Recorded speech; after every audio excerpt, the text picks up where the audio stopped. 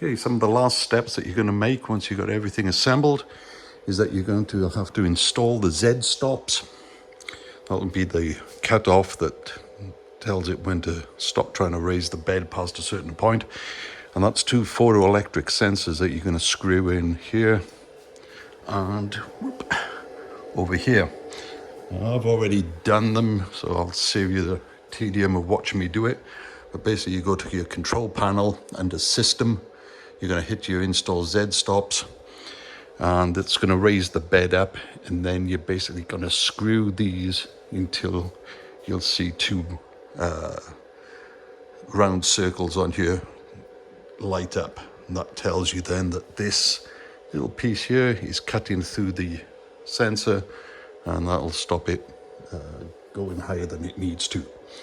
After you've done that, you're then going to want to go to your tools, and then you're going to start your bed level, probably the most important thing you ever do on any 3D printer. And it's easy enough. Hit level, and it gives you the options of auto, manual, or cancel. Always pick the auto, hit that, and you're going to see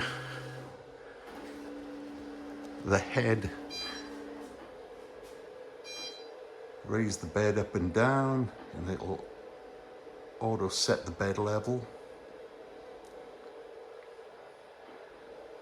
Keep an eye on it there. You can see it rising and lowering.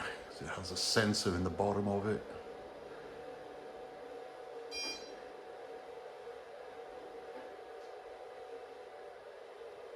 And once it's happy with the bed height, which might take a couple of attempts, there you go. So it's now moving to the first spot, and it's going to sample the bed level at all these different points. So right now you'll start to see values come up. This takes a while, you just got to sit through it, but the whole point of the bed leveling is that it builds up a mesh, and that allows the printer to automatically make adjustments for any irregularities on the bed itself, which will improve your print. Now, it has a automatic value cutoff of 1.5 millimeters, and that's the point between the highest and lowest settings. After that, it says it can't compensate, and it's going to cause a fail. So you'll want to keep adjusting these values until you get below that 1.5 difference. How do you change it? If you look underneath, you'll see these little adjusters, and you can raise and lower them, and that will have a knock-on effect on these values. Now, it's a very long and tedious process. You're going to do it multiple times. First time I did it, it came up with a fail. I went under there. If you want to raise something, you turn it anti-clockwise. If you want to lower it, turn it clockwise, and that'll just make slight adjustments. You're not going to do much, probably a half a turn, quarter of a turn. Then you're going to rerun the auto level again, let it get on with it, and then keep checking your values. Now you can see from the values I got here, I've got some minus numbers, and I've got some positive numbers. So right now, I mean, the lowest one I've probably got is minus 0.87, and the highest I've got is 2.9. So I mean, that's less than a 0.4 difference. So I'm well within the 1.5, way below what's needed there. So this will end up being a pass, but it took me about 4 attempts to get a pass, and I've been doing it probably about 10 times now to get better and better results. It's up to you when you finally give up. If you're just happy with what you have, you can let it get on with it and then start test print. But I've just been tweaking away, just seeing what I can do. You can see I've got a corner here, minus 0.3. I really want to make an adjustment there and raise it up a bit.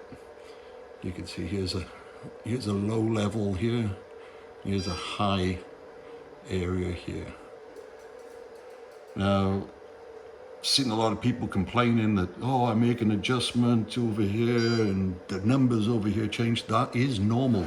You start making an adjustment at one point on the bed, it's changing the level of the glass, it changes the weight, things will compress different. So if you raise up over here, don't be surprised when it goes lower over here. That's just normal. So that's why you always make the difference, the small changes, run it again, see what you got, make lots of changes, keep rerunning it, and finally you'll get roughly where you want to be. So it's just got 2 more points to make. Let me just finish them. 1 more.